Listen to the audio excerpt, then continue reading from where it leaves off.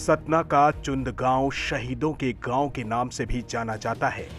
इस गांव का हर युवा आज भी सेना में जाने का शौक रखता है। इस गांव के दो सगे भाई कारगिल युद्ध में शहीद हो गए थे। चुंग गांव के रहने वाले शहीद कन्हैया लाल और उनके छोटे भाई बाबूलाल सिंह को याद कर आज पूरा गांव गर्व महसूस करता है। आज भी दोनों भाइयों का परिवार इसी गांव में रहता है। बाबूलाल सिंह, कन्हैया लाल सिंह दोनों सगे भाई हैं। इनका 4 भाई हैं। 4 भाई में 3 भाई फौज में है, 1 भाई और पूरे टाइम में फौज में है। हम लोग तो बहुत गौरवान्वित महसूस करते हैं। पहले से हमारा जो है ये रीवा रियासत की हमारे गांव का नाम चून है और चून इस बेस पर पड़ा है कि ये रीवा रियासत की जो है चोटी माना जाता है। तो यहाँ सब पहले भी जब रियासतें थी तब भी यहाँ ज़्यादातर लोग जो है रिसाले में लोग सर्विस किया करते थे और उसी के आधार पर जब देश आज़ाद हुआ तो फौज में जाना शुरू कर दिया। यहाँ का हर व्यक्ति फौज में जाने की हर आदमी। कन्हैया लाल जब शहीद हुए तब उनकी दोनों बेटियां पूजा सिंह 10 साल की थी और प्रियंका सिंह 5 साल की थी। सबसे छोटा बेटा विनय सिंह 6 साल का था।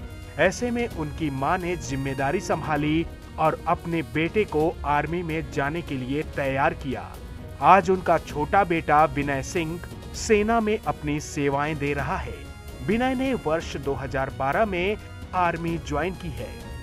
9 RR श्रीनगर में अपनी सेवाएं दे रहे हैं और 2 बेटियां उनकी अब शादी हो चुकी है।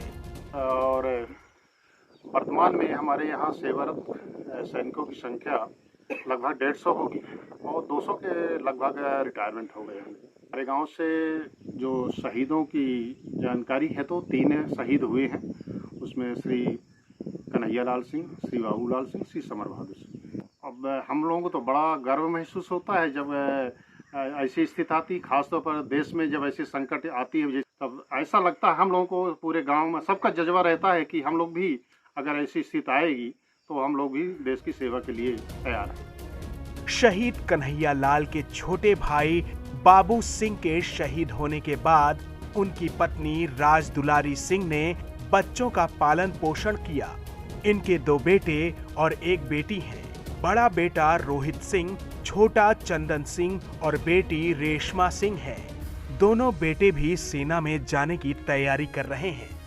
हमें उनका बेटे होने का बहुत ज़्यादा गर्व है क्योंकि जो भी अभी इस मुकाम पे हम लोग हैं तो हम लोग उन्हीं के दम पे हैं। और उनके जाने के बाद सबसे पहली प्रायोरिटी हमारी माँ, उन्होंने सब कुछ संभाला है। उन्होंने जब मेरे पिताजी शहीद हुए थे तब से लेके तब मैं और मेरा भाई, मैं 4 साल का था और वो 3 साल का था, तब से लेके मेरी माँ ने ही हम लोग को पढ़ाई करवाया।